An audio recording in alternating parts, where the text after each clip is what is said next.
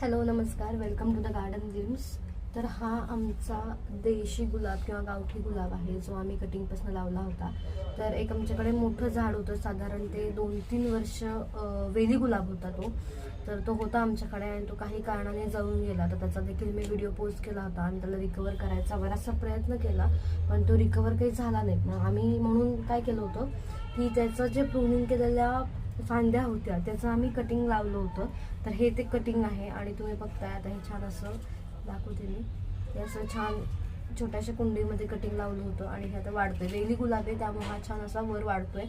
तर जेव्हा झाड हे छोटं असतं, जेव्हा कटिंगपासून लावतो तर ह्याच्या कळ्या येतात, या बारक्या कळ्या असतात, या मॅच्युअर नसतात, उमलतात पण खूप छोटंसं फूल उमलतं, पण त्यामुळे काय होतं झाडाची ग्रोथ थांबते। त्यामुळे या कळ्या आपल्याला तोडून टाकायच्या असतात।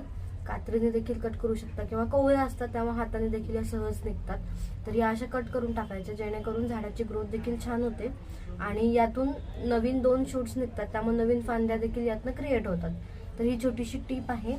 आणि काल मी जास्वंदाचा प्रकार जे असतात आपले 2 गावठी आणि हायब्रिड, ह्याचा व्हिडिओ पोस्ट केला होता। तर तो पाहिला नसेल तर तो नक्की पहा। आणि पुढच्या व्हिडिओमध्ये आपण बघणार आहोत गावठी गुलाब आणि हायब्रिड गुलाब कसा ओळखायचा आणि त्यातले फरक काय असतात, हे आपण पुढच्या व्हिडिओमध्ये नक्की बघूया। तोपर्यंत